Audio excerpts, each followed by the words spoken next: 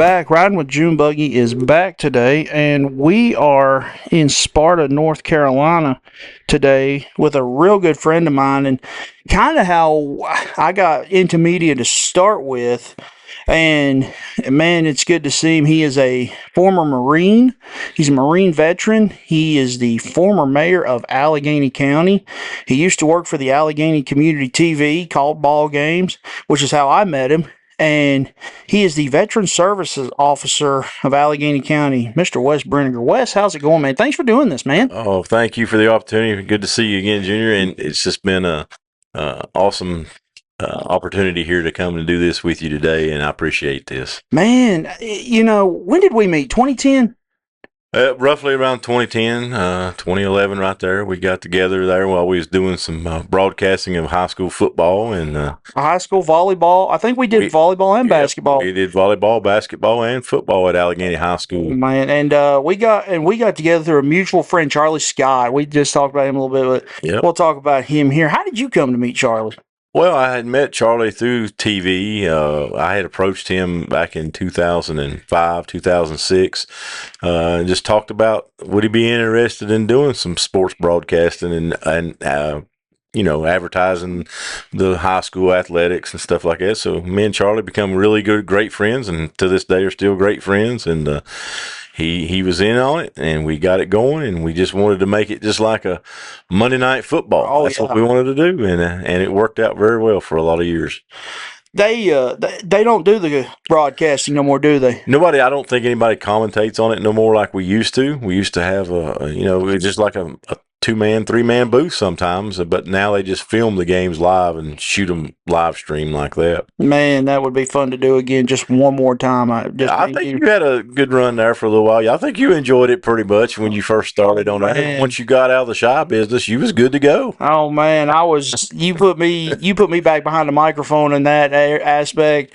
Man, I enjoyed every minute of it, man. But and you done great in that. I think the key to it at that time when I was new at it myself, but I'd always wanted to do those things, and it was just like try to explain the game, call the game as if somebody could not see it. Right. So that's what you wanted to do. Man, the best advice you gave me, and I still take it with me, is always have something to talk about, even if the game's out of hand, because you're feeling live air time, right? And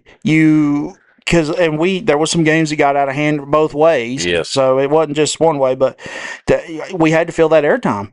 We did, and as always, you call it dead air. You don't ever want to have any dead air spaces, but like what you're doing now on your podcast here. Mm-hmm. You don't ever want to have dead space. When it gets quiet, you lose your listener and you lose your audience. Lose the audience big time. You just got to have a good imagination. You got to have some stories in the back of your head to tell, and some good notes. And there was plenty of games that we had that got out of hand, and unfortunately we were on the short end of the stick on a bunch of them, but our job was to make sure that we kept positive. We kept talking about the youth and our kids and what they were planning on doing in the future and how they never give up, never quit, those kind of things. And it really worked out really good. And that's something that people don't understand, is that we weren't there. I mean, yeah, we were there because we enjoyed it, but we weren't there to make a paycheck off of it. We were there to promote those kids, because those kids needed that. I always believe in promoting those athletes and the younger levels as well, because they deserve exposure. Absolutely, and that's the whole thing. The whole purpose was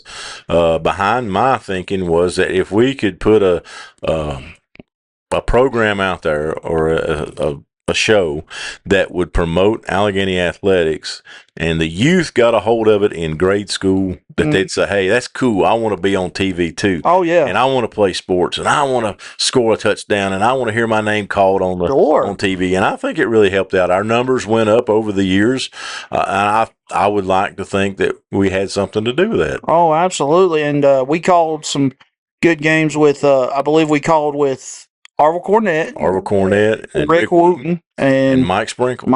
I never got to call with Mike Sprinkle. I called with Cornett and Wooten though. Yep. So I remember one basketball game. It was, you were sick, and I ended up being on the call with Rick. Yep. And I looked over. Me and Rick just had that shock on our face because it was a backcourt and they never called it, and just the emotion because you're still trying to show emotion even at that level. And I love promoting young talent. As an announcer, especially when you're calling for your home team, it's hard not to be a little biased on the on the call. But we try to stay neutral all the time, and you just call it like you see it. Absolutely. And we did it on both sides. Sure. We were always good. If our guys committed a penalty or committed a foul or whatever, we're like, that's legit right there. That's good. So, all right, Wes. Well, let's change subjects a little bit. Okay. You've been in Alleghany County. How have you been here since you were born? I was born here in Alleghany County in Sparta, and the only time that I was away is when I went and joined the military. And I joined the Marine Corps. I was gone for about 4 years, and I married. When my first marriage, I was gone for about a year and a half. I lived in Wilkes County, and then come back to Alleghany. What has changed? And you can we'll get into it a little bit right now. From when you were young to now, what has all changed about this county? I'll tell you, when I was young, we had so many factories here in Sparta and Alleghany County, and so many textile plants, banks. We had grocery stores. We had all kinds of gas stations, all kinds of stuff. And that was pretty much relevant till the late 80s. And then in the 90s, when NAFTA was created, we lost all of our textile plants. And that's when Sparta really started drying up a little bit, you could say, as far as work and being able to be employed. Sure. But those textiles left us, and that left Sparta and Alleghany County in a world of hurt. And it's just been that way ever since. It's just hard to get business to come in here, a big business. Plenty of mom and pop stores. Oh, yeah. Plenty of local businesses that's trying to make a living, and they thrive on the support that they get from the community, and the tourism that comes through now is probably the main thing that drives our community. Right. I'm seeing a lot of local businesses now here, and you hit the nail on the head. Tourism. It's become more of a tourist attraction just a little bit because people are coming through. And I believe one year, Hotel Impossible came, and I believe it was out in Roaring Gap, and they estimated 10 million people came through that one year. So we're blessed. We're surrounded by two great fixtures of our country. We have the Blue Ridge Parkway, absolutely, and the New River. So we're right in the middle there. So we catch visitors on both sides coming to explore both things, and that's beneficial to our small town here in Sparta. Oh yeah. What is there a local business or a mom and pop that's still around from the young age? Well, we just lost our one of our oldest businesses, Gil's Jeans and Things, and Gil was shout out to him. He was really good. Gil was there when I was in growing up, and when I was starting high school, he employed plenty of people. Young kids looking for jobs, and he's one of the last ones of the originals that had made it, but he decided to retire this year, and we hate to see Gil go, but well deserved. Well deserved, and he was fair on his price. Oh yeah, because I would go in there and get suits for maybe the high school dances, the proms, and everything, and he was always fair. It was full. You could hardly get around sometimes, but he would always treat you like family, and that's one of the things when you come to Sparta. I believe that a lot of the people here treat you like, hey, right. You're their own. Right, and another business that has continued on. It's changed ownership a couple of times, but Sparta Florist is still going. It's one of the strongest ones. Halsey Drug still going after all these years. I am surprised that's still open, actually. And trying to compete with chains and stuff like that. And we've had several chains that's come through here. We had Rite Aid that come through here at one time, and then a couple of things like that. And we have a Walgreens now, which is great. And oh yeah, and options are always great for everybody. Sure. And we always have tried to make sure that we have open arms for anybody that wants to try to bring a business in Sparta. Come and try it. And we would hope. And, we did lose, unfortunately, we lost our Hardee's restaurant not long ago. And Hardee's had been here since the late 70s, early 80s. Man. And that was I remember that when it first opened, and it was so refreshing. And oh yeah. But things happen, times change, and people come and go, and the economy plays a big factor in all this Absolutely. stuff. And again, we're a small area. Alleghany County only has 11,000 people in it, and the town of Sparta only has roughly around 1,600. So it's not a populated area No. that's infatuated with a lot of people. So it's hard to make it. In fact, honestly, I would say that's one of the perks that Sparta and Allegheny have. It's not overpopulated because when we lived in Boone, I couldn't tell you how many like freshman move-in weekend. It was a nightmare to get around. You go to graduation, a nightmare to move around. And I'm not like trying to diss on Boone, but that's just how it was. It was it's a college town. It's a college. The perks of this is, hey, there's not a lot of people, but there is things to do, and you can get around. And Junior, I think since you've been up there too, that when they went to Division I. Oh yeah, that changed everything for Boone and Appalachian State.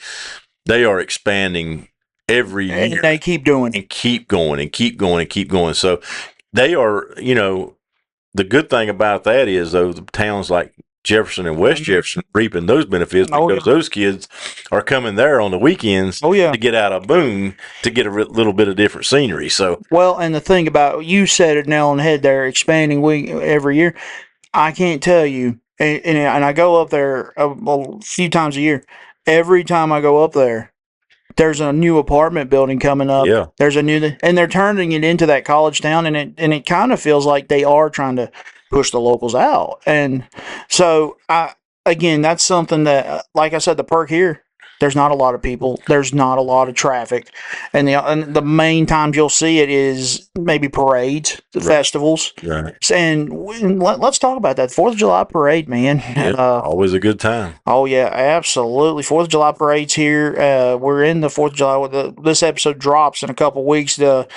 And we also have. I want you to talk a little bit. The Mountain Heritage Festival, man. That's been a staple in Sparta for years. It does. It comes around in September, and I think it's like the third weekend in September every year. So that draws thousands of people up here to our town, and we shut off Main Street for a little while and have some good music, old folk music going on, all kinds of good stuff and crafts and stuff. But it's a very good thing, and a lot of people have done a lot of things to try to bring people here. Oh yeah, over the years, and we've tried, and still have some good things going on. We got the Fried Apple Pie Festival in the spring now that we used to have all kinds of lawnmower races. Used to be a big thing. And you can remember them. We used to call them too. Demolition Derby still a big thing in August with the Sparta Alleghany Fire Department. So that's a big thing. And now, how long has that fairgrounds been there? Like probably a little over 30 years now, maybe a little bit longer. Because they do a lot of events. You said it. The fairgrounds is like the center point of attention for Alleghany County about events. Mm-hmm. We have the most space, the most parking, and the most availability to put on an event is out there at the Alleghany County Fairgrounds. Absolutely. Is there any coming up in the near future, coming up soon that you know about?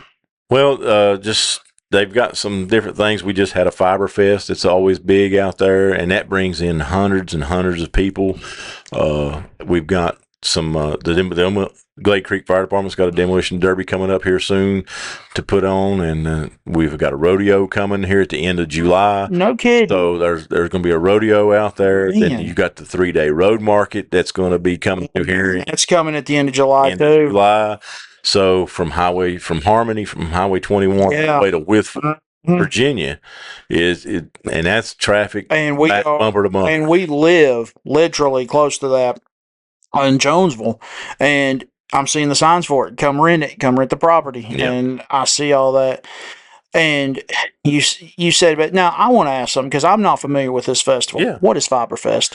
Fiberfest is just a bunch of folks that are doing crafts and arts and stuff like that, and a lot of them use like alpaca, fur, whatever you want to call it there, and they create stuff and they show you how to weave baskets and clothing and all that stuff. It's just natural old timey ways of doing things, and they got spinning wheels out there, and they show people and they show out people how to shear the alpacas and how to shear sheep and all kinds of good stuff like that. And then you got just individuals that make their own materials to sell, like a lot of people sell earrings. A lot of women sell the earrings, pocketbooks, stuff like that. But it's a big thing. Oh yeah. Now, does the convention? I can't think of it. Oh man, it slipped my mind again. Banjo Fiddlers Convention. Fiddlers Convention. Fiddlers Yeah. Convention's coming up in July again. And it's a big thing for the fire department. It's their biggest fundraiser, and it's been going on for many, many, many years now. And they set it up years ago to kind of commingle with Galax, and that brings a lot of musicians to our area, brings a lot of people in, and very successful. And that's one of the things that we like about our heritage here is our old music that we grew up with. Absolutely. So the Fiddlers Convention's coming.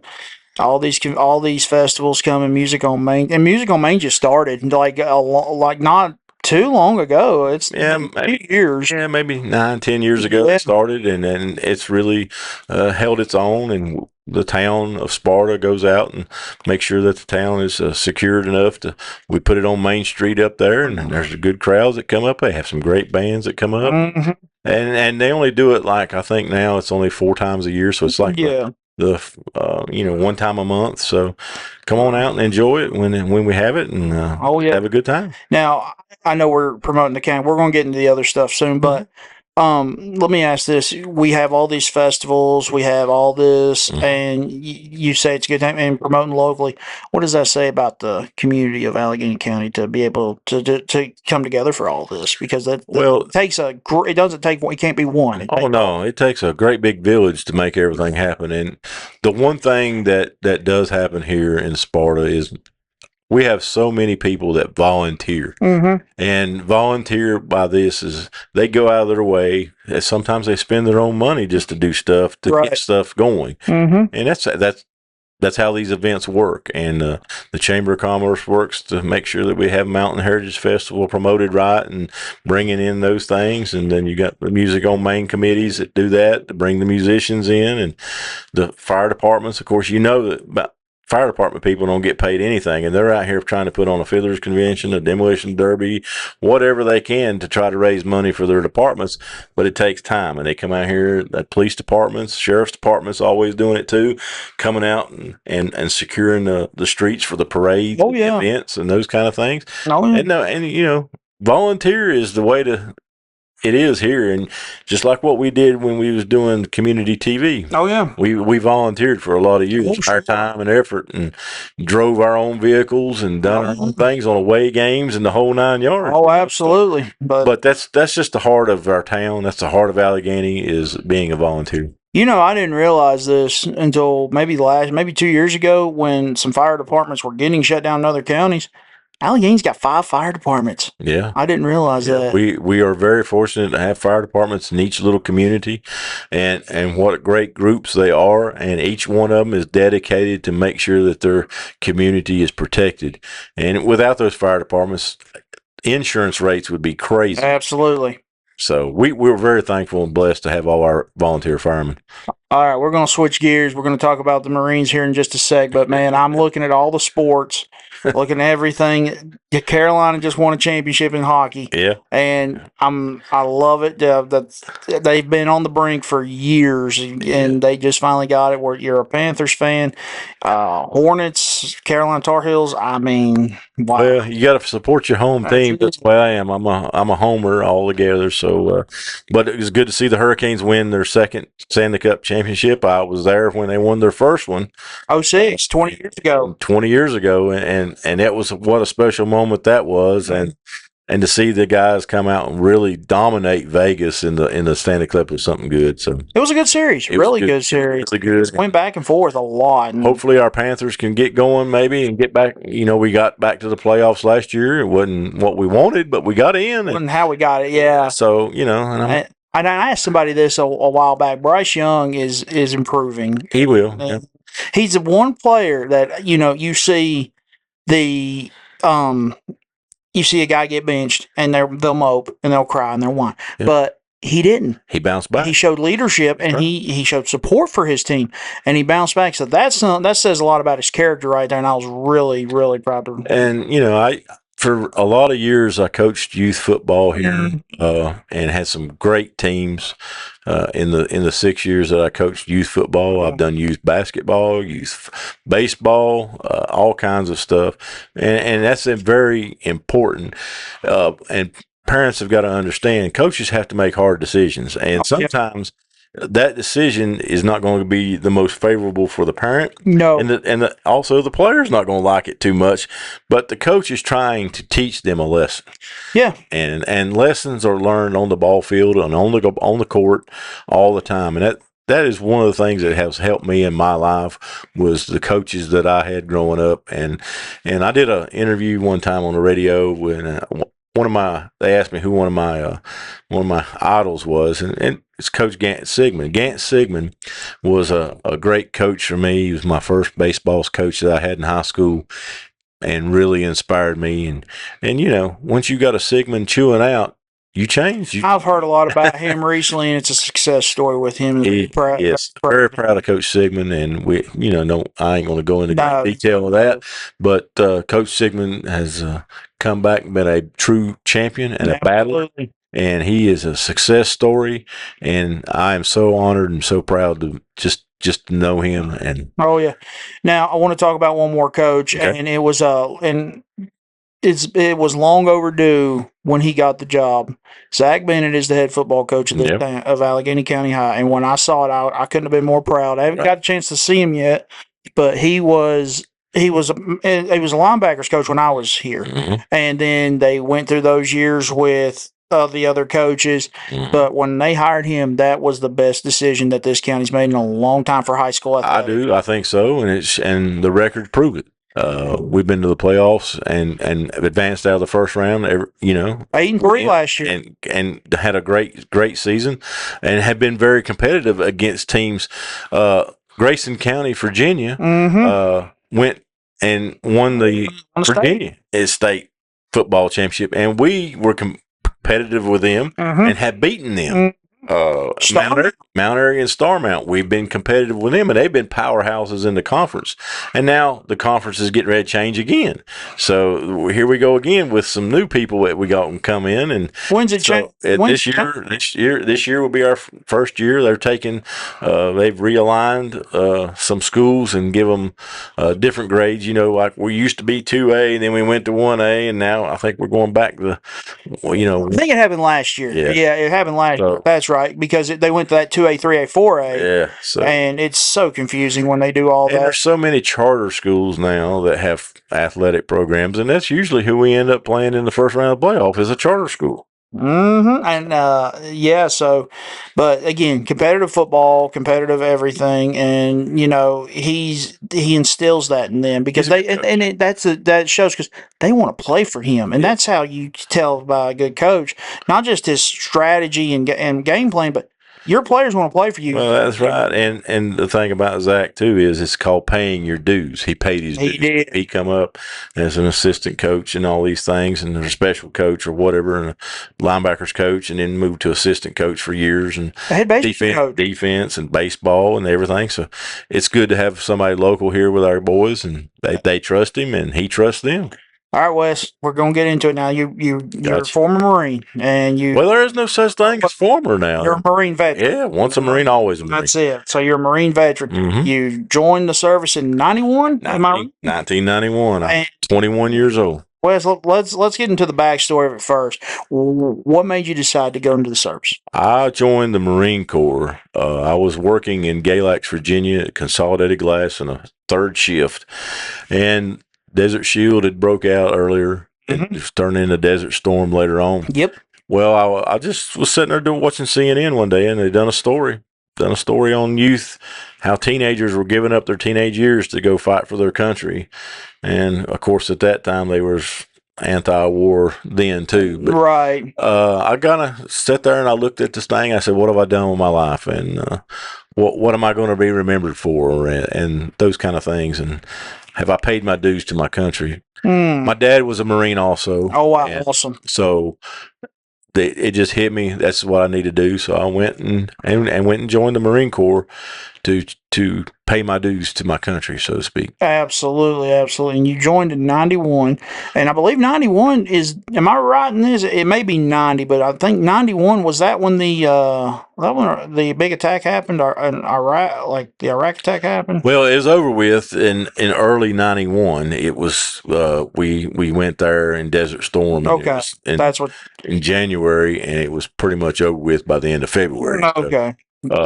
and that was when Schwarzkopf just decided he was just going to march straight to Baghdad. So, Oh, boy. and we had a great, good run. I went to boot camp in fall of '91, so everything would settle down then.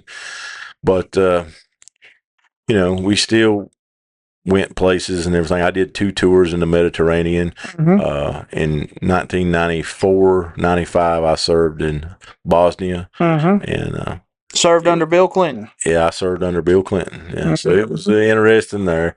But it is what it is. And the thing about serving in the military is we follow orders. It doesn't matter who's in charge. We have to follow those orders. And I look back at all the years of the guys that have served before me. And when those guys went and fought in Vietnam, they got labeled as baby killers and stuff like that. Got spit on when they come home and was mistreated. Unless you were there, you have no business making any judgment. Absolutely not. No. Those guys had to follow their orders at that time, just like I had to follow my orders in the '90s. So absolutely, they're heroes. They did their duty. They did what they were told. And I don't think there's anybody that can say without a shadow of a doubt that those boys that went and fought for our country deserve every bit of respect and honor that they 100%, 100%. What ranks did you hold in the Marines? When I come out of boot camp, I had been meritoriously promoted. So when I was come out, I was older than the other guys, so I was automatically put into a squad leader's position. Okay. And so I did that for a little while and got 2 times I got meritoriously promoted again. Wow. Lance corporal and corporal. But I held the billets of a platoon commander, platoon sergeant at different times. Now, what is that exactly? So you're just in charge of your platoon. So if I was a platoon sergeant, I was in charge of training, making sure the guys doing their training and following our orders and doing all these things, inspections, whatnot. Platoon commander is reporting to the CO of the company there and everything. So we were, it was a very exciting time. I was very fortunate. I had a bunch of great men, young boys that I served with, and I always told them, no matter what, whenever we go out, we all come back, no matter. And I'm very, very thankful that my unit, we didn't lose anybody. Absolutely, amen. All right, what are some memories that you have of the Marines? My favorite memory is when I was in Bosnia and we were working with NATO, and I had a captain over there, and it's a reference kind of like to the movie Blazing Saddles, but the NATO guys come up to us and they said, we want you to wear the blue helmets. You working with NATO. And my captain looked at them and said, we don't wear blue helmets. We're Marines. And threw the helmet down, and it was great, and turned around to me and said, Corporal Brinegar, get your men ready. And I'll never forget that. It was just one of my favorite memories. But Uncle Sam allowed me to see a lot of things, a lot of different countries. And there are things out there that are beautiful to see. And there are things and there are people out there, organizations and groups that no matter what you do, we are not liked by a lot of people in the world because of what we believe and what our freedoms are, and they're jealous and whatnot. But when they need something, we're the first ones they call on. What's one of the big misconceptions about the Marines?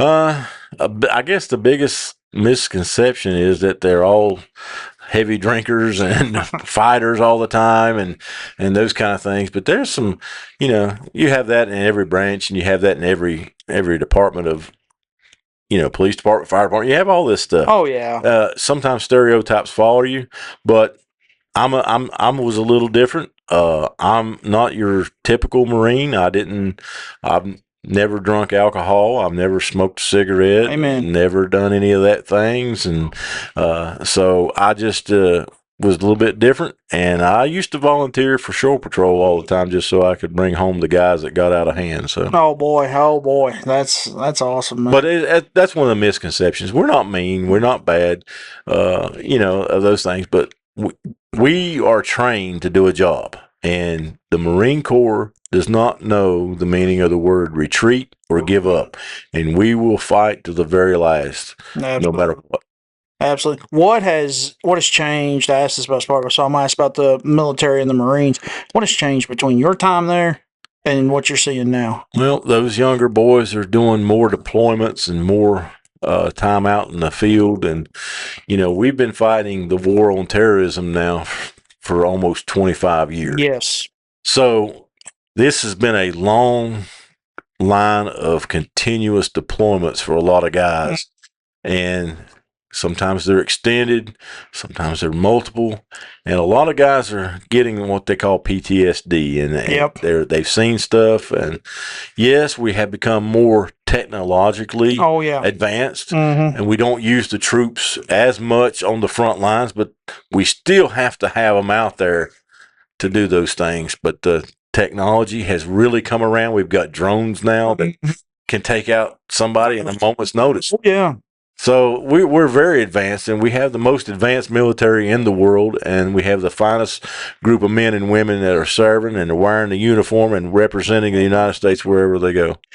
You served from 91 to 94, and again, thank you for your service, first of all. Thank you. What led to the decision to say, hey, I got injured in France in 95, and I had a shoulder that for the last 6 months of my first tour, I had to have it in a sling, and I was contemplating trying to re-up, but I was not physically able to, and I decided that I also wanted to have a family. And family life is very hard in the military. Oh, yeah. You have to have a great spouse, and I really admire those that stick with the guys and the gals that serve our country, because they're just as important. Right. And I just didn't think it was fair to get married and tell my wife at that time, I've got 48 hours before I ship out. Yeah. And that's tough. Oh, yeah. And if you've got kids, that's tough too. So it's not an easy life, but I got out and you didn't stop serving either. That's the thing, because you told me and I didn't know this till you said it. You served with the police department. Well, what I did was, when I decided that I couldn't re-up again, I had talked to the sheriff of Alleghany County was Mike Caudle. And I had talked to him when I'd come home on leave on the weekend or something, and I asked him about a job employment, and he told me, he said, when you get out, I'll have a job waiting on you. And he was true to his word. I got out on a Sunday, and on Monday morning, I started working at the Alleghany County Sheriff's Department in the jail at that time. And now, did you hold other jobs at that point too, or was that just they swore me in after a little while as a deputy, and I was going to go to BLET, because you have a little leeway there at that time. Put me on the road a little bit. I was working with an officer named Donnie Dickens, who, and you remember. Man, you're telling me names Yeah, so Donnie took me under his wing, and Carlton Edwards was a good one too up there at the time. And I worked with some great guys, Roger Bledsoe, Billy Yates, and those guys. So I started transporting prisoners and going and picking up prisoners and doing those kind of things. So it was very good, very good. And then I had took the postal exam while I was in service. Yep. But I was working at the sheriff's department. I stayed a year and a half there, and then the United States Post Office called me and asked me if I'd be interested in working there. Oh, yeah. And unfortunately, for the county, they just didn't have the benefits and the pay that I was want to get from the post office. So that's when I made the decision in 97 to go to the Postal Service. And you were at the post office until what? 24, right? 24. I retired in 2024. Now let's get into, I believe, 2017. That's when you were elected mayor, right? I run for mayor in 2017. The Honorable John Miller was retiring and had actually encouraged me at that time he said, you'd be a good one. And he said, oh, I'd like for you to run. And I talked it over with my wife, and we decided to go ahead and do it, pursued it. And there was 5 of us that run in that election. And I was just very fortunate that the people believed in me. And we started a good thing, and I enjoyed my time as mayor. I was there from 2017 to 2024. All right, give me some. Like you served as mayor through. You served through an earthquake. You served through COVID. You had some natural disasters that you served through. We did. An earthquake. Even had a hurricane that had come through, and done some damage in our town and everything. But again, it's about the people that you have around me. It's not about me. As much as it is I had a great group of people around me, and we were able to work together with the county at that time to make sure that the people were took care of. And when the earthquake hit here in 2020, it was something to see. It knocked me out of the bed that morning, and I knew something had happened, catastrophic. Yeah. And so I drove straight to town, met my old town manager Brian Edwards, and the new incoming town manager at that time was Ryan Wimwith. So both of them were here too, and we went around and we done a survey, I guess you could say. We just surveyed everything out and seen what the damage was. And I'll never forget that we had a water line break out here on River's Edge Road, and it looked like an old geyser was just shooting straight up. Mm-hmm. But my maintenance guys at that time, they deserved all the credit in the world, because they were out there busting their humps trying to get these water lines, sewer lines back after that earthquake. How much damage did that do? Do you remember? It was a lot, and I actually had got some money from the state. I appealed to the governor at that time when he come up, and we had a big meeting here in the county building at that time, and we went and just, we asked for some money. And the next thing I know, we had an earthquake group come up here to help people. And the governor and the assembly and North Carolina General Assembly give me $24 million. Wow. To help people out. And then I went out on my own, and with the help of Tina Evans at that time at First Community Bank, we set up a fund for people to donate to help pay people's bills that were in need, and that really worked out good. We raised over $50,000 for that just here in our town.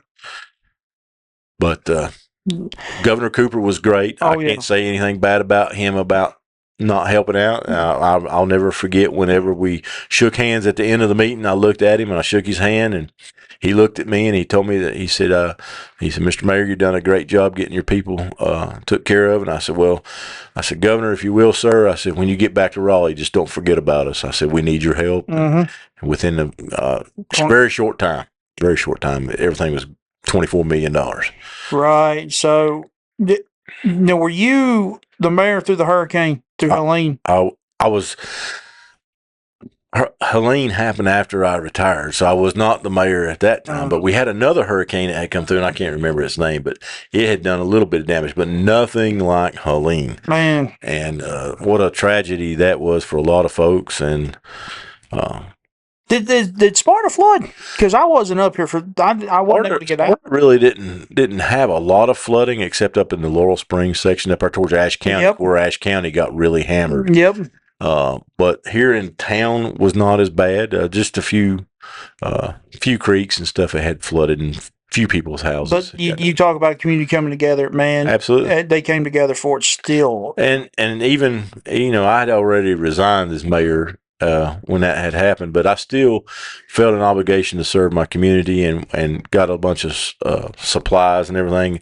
Jason Long at the rescue squad here was ahead of the center of getting all those donations and stuff, and it was just so many people bringing water, toiletry items, those kind of things, clothes, baby diapers, anything that we could get. People were sending it. We had people bringing us truckloads of stuff from down below the mountain, and they were calling me and they'd say, hey, where can we take it? And they were taking it, and we run out of space at the rescue squad. Man, that's awesome. That's a good thing. That's a good problem to have too. It is. And but those guys and gals did a tremendous job going out, and in every tragedy, whether it was earthquake, hurricane, or whatever, those people, from the rescue squad, the fire department, police departments, those things, man, they were going door to door to make sure everybody's all right. They're Checking everybody. absolutely. And you talk about a proud feeling. I could not have been more prouder of my community than what we've done. I skipped over it, but let's back up a little bit. Let's go to 2020 and COVID. And I actually talked to somebody else about this, but I'm going to ask you the same question. Did you ever think we would see a pandemic that would shut the countries down as they did? I never imagined that, and I haven't thought about it since, other than people are making up stuff all the time for political gains and for private gain in their own wallet. It's a shame that COVID happened the way it did. I think it was exploited a whole lot for other things. And, I don't want to get political on your podcast or anything like that, but, it's a shame that so many people lost their lives because we didn't know what to do. Right. And we didn't know where it would come from. Well, it was a new disease, too, and nobody realized, hey, what do we do about this? And then they started tying everything together.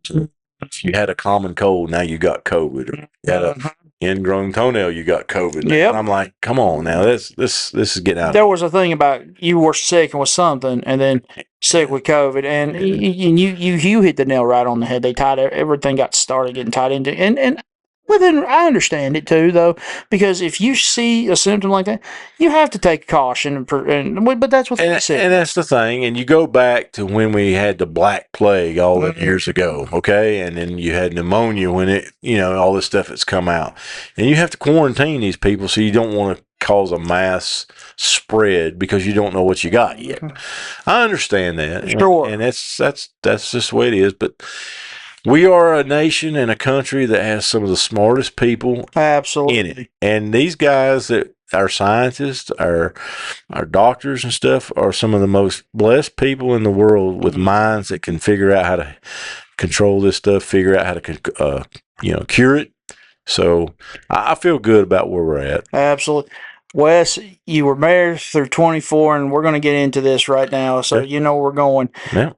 I think you're the only person since for a long time that held a press conference in Alleghany for something. But Wes, let's go into the resignation part of this because it was a big topic. What happened?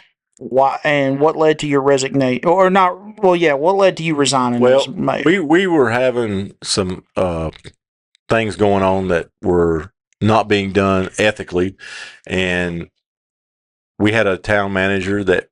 With us, my town manager Ryan Wilmoth, who was a great one. He was my right hand man, and he stepped down too, right? He resigned on the same night. Actually, he resigned before I did. But what had happened is I had got wind of some stuff that was going on that was unethical, and I approached a couple of the members of the council, and basically was just lied to my face. Now, this wasn't the county commissioner. No, this is not town. This is town. This is town. And there's some things going on. I learned of a plot to fire the town manager in the next meeting. Based off what though? Well, they just did not like the direction that he was going with things, or they didn't like what we were doing, and they didn't like. One of them. It wasn't their choice. It wasn't their choice that they made him the manager. But so he got wind of it, and he wrote a resignation letter, and he had enough dealing because it was a combative meeting about every month with a certain council member. I don't want to mention the name. Like it, but it got to be very combative and very argumentative all the time, and he just said, you know what, I'm done. It's not worth it. So, and he was battling a disease too, and he still is to this day. But he resigned, and I that night at the meeting, my town clerk was unable to be there. My town attorney had also resigned the month before because she wanted to get away and just spend more time with her family. So it had nothing to do with anything else, the town attorney. Right. So we were looking to have a town attorney. But the night of the meeting, I was the only one there because the manager was not there. My town clerk wasn't there. And the meeting went on, and it just got out of hand. And I had read the resignation of Ryan, and without any discussion, they voted him out. They voted to accept the resignation and just throw it out. And it kind of hit me the wrong way because I was like, why don't you bring him in here and let's talk to it and everybody get on a page together. Yeah. And at that time in my mind, I was like, okay, they're doing that. And I had also got wind of that they were looking at, I had lost favor with the council. So anything that I was trying to do, I had lost favor with them. And at that night, I just told him, I said, look, if you're going to accept his resignation, you might as well accept mine too. I'm done.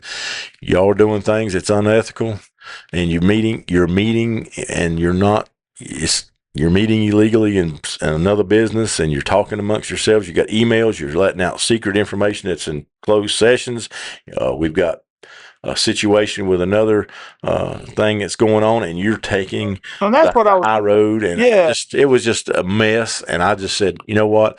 I'm the face of the town, and everybody thinks that the mayor has to say so. The mayor does not even have a vote unless there's a tie. The mayor has no way of dictating what goes on. It is strictly driven by the council. So I knew then that I was never going to get anywhere else with it. And I just said, you can have my resignation. Did you have to go to somebody's residency and suspend them? Can you talk about that for a minute or no? We did have an incident there, and we did do that. Because I thought that was what led to, that was part of it. Yep. That was part of it. And it was for his benefit also, and to protect him. So to get an investigation going on to make sure that the allegations that had been presented were not either false or they're true, one way or the other. But we had to do what we had to do, and that didn't go over good with the council. They didn't like that, and unfortunately, things led to where they did. And they led to you resigning, Well, they was very quick to accept my resignation too. So I saw the meeting actually, because it was on Alleghany Community TV. We broadcast it all the time, and they wanted to, and they tried to name an interim mayor that night, didn't they?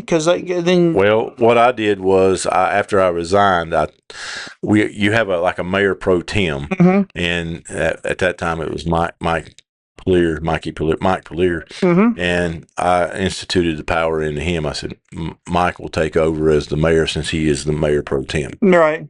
And did they want him, well, they didn't have no choice at that time, and they did not hold a special election, so he held the title until this last election when they elected a new mayor.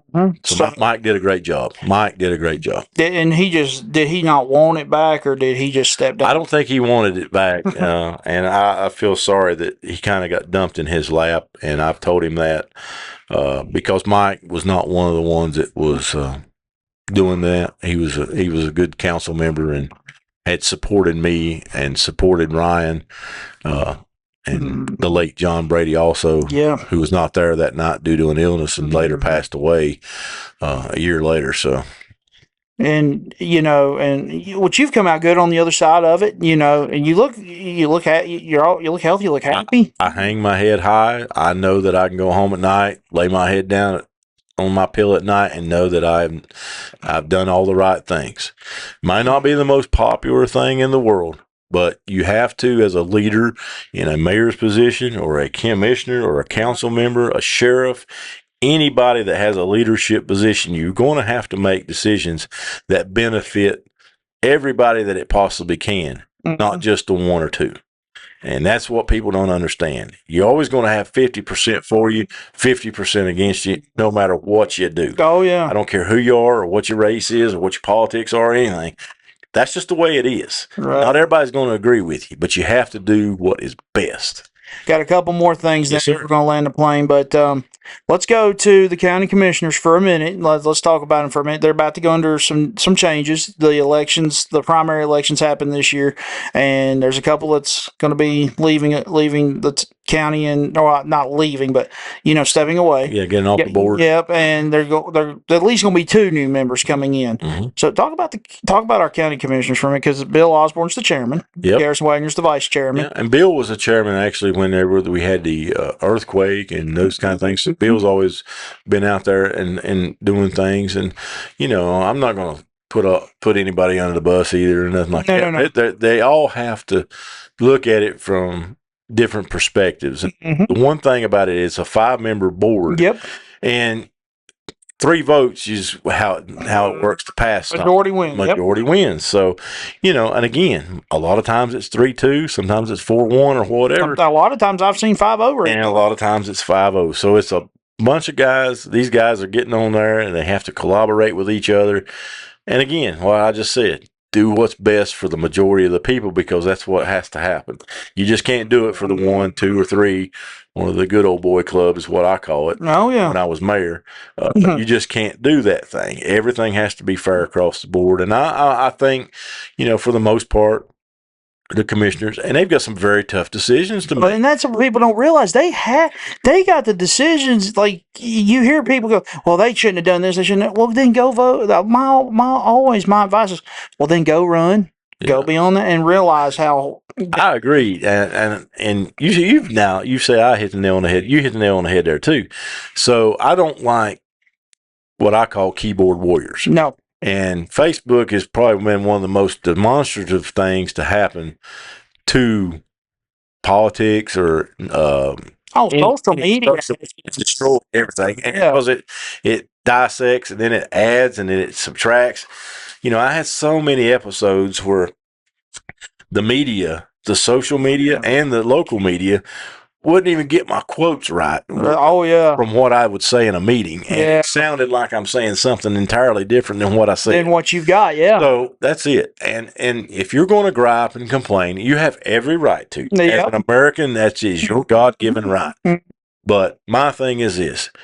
If you have some skin in the game, get in there. Yep. If you want to have a say, run for an office. If you want to have an opinion on things and you don't like the way things are going, volunteer to make it change. Or go to a public comment set, because they hold public comments. They hold public comments and those kind of things, and that's great. But you're not going to change anything sitting at home on a computer. No, not at all. And you're not going to get getting on but volunteer. We run into this problem. We just had our 250 celebration kickoff here in the county here. We just had some hot dogs. We've given away hot dogs and had a flag retirement ceremony and everything. We still had people on social media that was badgering what we were doing. Oh, there's nothing to do and all these and this is it. And I'm like, I really wanted to tell them, hey, you want to be in charge of it? Get you a committee. You run it. You go for it. Yep. And if you're going to gripe, you better have a solution. That's it. Well, it goes back to the saying, if you didn't vote, don't complain. Yeah, and that's the other thing. Everybody in this country has been given the right to vote. Absolutely. And that's just the way it is. If you we encourage to vote. You have the opportunity to make change. Mm-hmm. Now, is there things that happen that question if it's legit or not? Oh, I'm sure all the time. Not always going to agree with everybody. We're not going to agree with everything, and everything is going to go our way. So, but if you did if you did your due diligence and you voted, you did your part. You are now the veteran service officer here in Alleghany County. Now, describe what that position does and how it serves the community. I started this position. It come open in the fall of last year. I come in, and this position is to mainly help veterans with their benefits, spouses with their benefits. After their veteran passes away, we do claims to make sure that the veterans are took care of through the VA with compensation or pension, whatever they deserve. And I take great pride and try to take great honor in serving our veterans that deserve these benefits. They served our country and they deserve to be took care of. In a perfect world, if I was in charge, if you served our country, you should be able to walk into a hospital anywhere, anytime, Sure. and be took care of, no charge at all. That would be the perfect world. I really believe that when you serve this country, you deserve those benefits because unless you've been there and been through the trainings and seen what these guys and gals have seen in combat and been in these areas through the years, we only have one World War II veteran left here in our county, Luther Marlowe. Now, is that the one you presented? That is. The 100. He's 102, right? He's 100. He'll be 100 years old in January. Man, that's amazing. So he's going to be our grand marshal at the parade and everything. But that's our last. Then it's going to fall to the Korean veterans, then the Vietnam veterans, and then you have a little gap there. But we've got some guys that done some things in Panama and in Iran and Iraq and all those places in the 70s and 80s. Wow.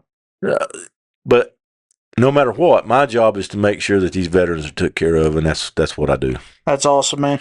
250 years, Wes. We are celebrating. It's amazing. Yeah, July 4th. I mean, it's been a free country for that long. We've been free, and I go back and I keep at this last week or so. We've been trying to get that thing together for the celebration. And I keep hearing the words, give me liberty or give me death. Those guys wanted freedom so bad that they were willing to sacrifice everything that they had, their families, their homes, their lives, everything to escape Britain's tyranny. Would we be able to do that today if we had to? I don't know. We've got some brave men and women that are serving our country now. Absolutely. But my thing is this, would other people take up arms to defend it? And we're a split nation. We're 50-50. It seems like either way you go, we've got constant chaos going on. Oh, yeah. Protest every time you turn around one way or the other on different things. And people are false accusations here. We got investigations here. We got this and that. And my whole thing is, can we not just do things and do what's right? Just get along. Just do what's right. Absolutely. Wes, let's end it with this. When you served in the Marines, you were 21, you said. What advice would you give to someone who's considering to join the military? That's great because I do this all the time. We go to schools and we give our speeches and presentations on Veterans Day every year, and we go up through there. We have scholarship day at the high school, and I have a lot of kids and a lot of youngins that will come up to me and they say, I want to go join the service. My advice to anybody out there listening that's thinking about joining service is this: there is nothing wrong with serving your country. Right. There is nothing wrong with going into any branch to go get you some training and learn a trade. This is what I mean by that. Pick you out something that you want to do. Not everybody. I served as an infantryman for 4 years, so I did not get any education. I didn't get anything that made me more accessible to the workforce when I got out. Learn a trade. Go in there and learn how to be a diesel mechanic. Yeah. Learn how to be an airplane mechanic. Absolutely.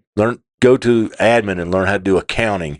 And you can take all the college courses you want to while you're in school because they'll pay for it. You get a GI Bill, the whole 9 yards. Now they give you a signing bonus to join up in the military. I think it's like $10,000 on some things. So I encourage you, if you want to do that, that's a great way to go. Let Uncle Sam show you and train you how to be a professional at something. Absolutely. That way, if the military is not for you, after your tour's duty is done, you can come out and get a job and name your price because you have been trained. Oh, yeah. You know what you're doing. And you can even start your own business. That is great. And the one thing that I'll always tell everybody is when you put that uniform on and you take that oath, the moment you take that oath, it goes with you for the rest of your life. And those things that you learn in the service, you carry on throughout the rest of your life. And no matter where you go or what you do, nobody Nobody can ever take that away from you. Absolutely. Well, Wes, man, I appreciate the time today. Thank you so much. Well, I just want to say this, June. You've come a long way, my friend, since our days at Alleghany Community TV, and I appreciate the opportunity. I really like what you're doing here, and I wish you nothing but continued success. Man, I appreciate it. And I hope everybody will tune in and share the word with everybody. Hey, come listen to his podcast. Come talk to it, talk about it, and it's like a water cooler, subject. You can talk to it about it at work. Did you hear his podcast yesterday or whatever? Well, and I have to thank you because you were a big part of me getting into media. First of all, you and Charlie Scott, Travis Sturgill, who I'm going to have on for back to school month in a couple of weeks. Yep, sure. And, I just appreciate everything you've done, not just for me, but for this country. Thank you so much. Wow. Showing leadership, showing just admiration just to do what's right for the people and for this country. I appreciate that. And I went to school with Travis. We graduated together in 1988, so I'll give away our age there. It's long overdue that he became the principal of Alleghany. He's a good man. Travis does things the right way, and I really appreciate Travis and what he's done with Alleghany High School. Right. So, guys, that's Wes Brinegar. Guys, thank y'all so much for tuning in. This was a good one, Wes. And, guys, go like and subscribe on YouTube. Go follow us on Facebook and Instagram. And for Wes Brinegar, I am JJ the Junebuggy Junior Mabe, and we will see you next time on Riding with Junebuggy.